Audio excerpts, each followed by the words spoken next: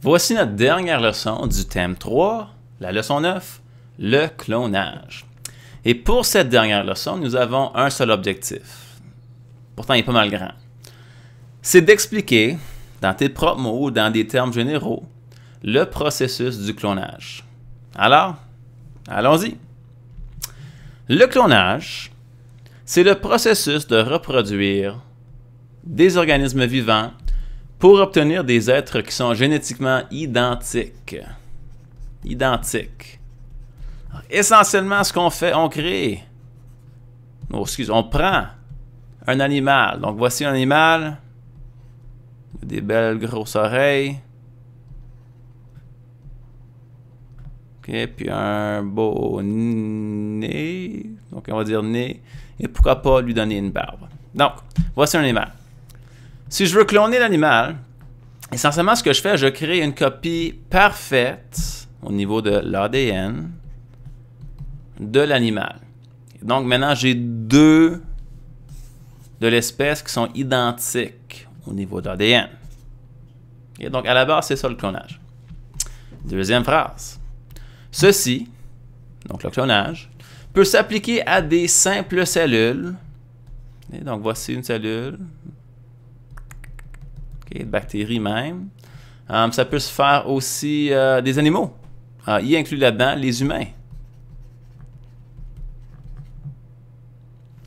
Et finalement, on peut aussi le faire pour les végétaux. Donc voilà une plante. Alors le clonage des végétaux se fait naturellement. Donc une plante va se cloner pour conserver sa vie. Donc c'est une façon de reproduire ou une façon de reproduction pour la plante. Alors, c'est pas vraiment intéressant. Les bactéries, eux aussi, vont se reproduire, donc se cloner. Parce que j'ai une cellule, lorsqu'on se divise, c'est comme un peu la division par mitose. J'obtiens deux bactéries qui sont identiques. Encore, pas intéressant. Ce qui nous intéresse le plus, c'est le clonage des animaux. Et je vais dire tout de suite, le clonage des animaux est très controverse. C'est très controverse. Même aujourd'hui. Alors, ça fait assez longtemps qu'on a pu cloner les animaux. Mais au présent, on ne penserait pas vraiment de cloner comme un humain. Okay? Donc, un humain, vraiment, c'est hors question. Parce que c'est contre les éthiques. On va voir un diagramme ensemble, le diagramme, celui-ci, qui nous aidera à comprendre un peu plus le processus du clonage. Grosso modo, en premier lieu, on va voir l'exemple du mammifère ou du clone Dolly, qui était le premier mammifère, donc brebis, mouton, à se faire cloner. Puis ça, c'était dans les années 96, quand j'étais au high school, je pense en 9e année. Donc, on va voir le cheminement du clonage d'une brebis. Puis, la même chose peut s'appliquer pour presque n'importe quel autre mammifère. Okay? Donc, après avoir pris cette leçon, tu pourras le faire pour les lézards. Lézards. Non. Disons plutôt tigre, chien, chat, etc. Alors, sans plus tarder, on va ajouter certains mots, certaines définitions, certaines directives sur le diagramme. Alors, au fur et à mesure qu'on y va, tu me suis. Alors, première chose qu'on doit faire, c'est de prendre une cellule de l'animal dont on veut faire un clone. C'est la première chose qu'on doit faire. Alors, on peut voir dans le diagramme que la brebis A, okay, on a pris une de ces cellules. La voilà. Deuxième chose qu'on va faire.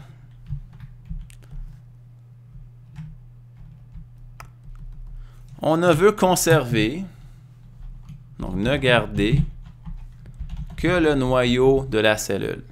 Parce qu'on sait que le noyau, c'est là où on a de l'information génétique. Le restant de la cellule, poubelle. Prochainement, on va prendre un autre mouton. Et on va prendre un de ces cellules ou une cellule. Donc, prendre une ovocyte non fécondée. Ça, c'est une cellule qui deviendra l'ovule. Donc, c'est une cellule assez spéciale. Et ce qu'on va faire avec cela, nous allons enlever le noyau. Donc, tu vas voir qu'ici, on a le jaune n'est plus là. Le noyau est enlevé. Par la suite, la prochaine étape qui est pas mal importante, nous devons introduire ce noyau, donc le noyau de brebis A, dans l'ovocyte. Donc le rose, le noyau rose s'insère dans la cellule donnée par brebis B. Après que ceci est fait, on a implantation de l'ovocyte.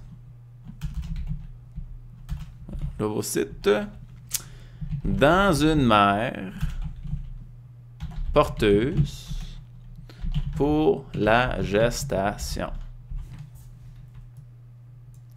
Alors, ça prend un troisième mouton, OK? Brebis C.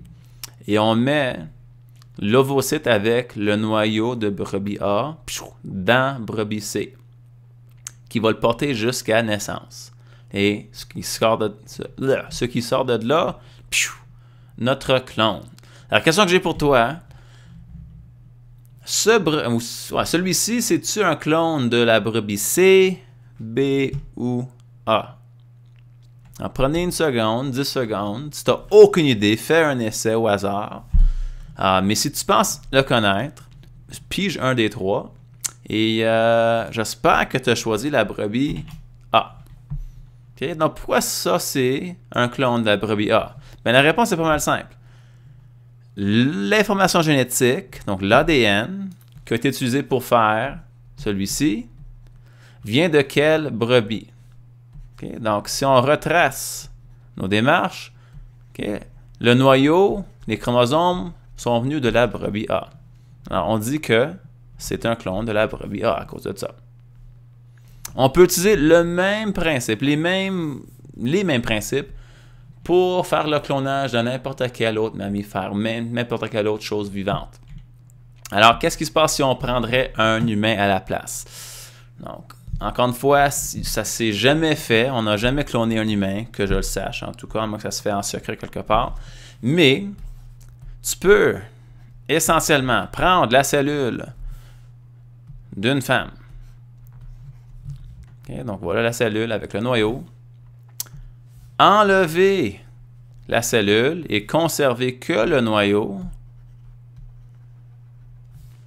Ensuite, trouver une autre femme. Et là, sort un ovocyte. Et de l'ovocyte, on veut conserver que la cellule. Donc, on enlève le noyau. Par la suite, on prend la cellule puis on insère le noyau. Oups. Conserve les couleurs. Donc, on a maintenant le mélange des deux. Et finalement, on trouve une troisième femme. Et on fait implanter le tout dans son utérus pour la gestation.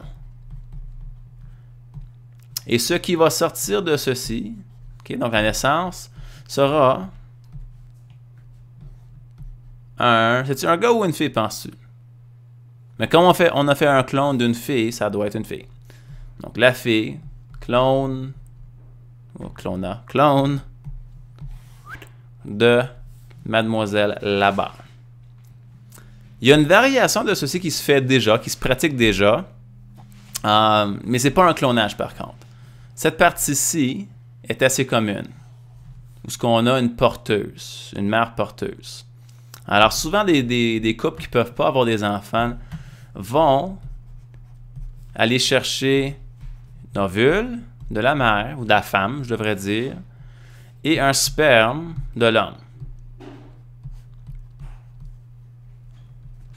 Ils vont mettre les deux ensemble pour produire un fœtus. Donc, le fœtus va commencer à grandir pour permettre au fœtus de grandir, on l'implante dans l'utérus d'une mère porteuse.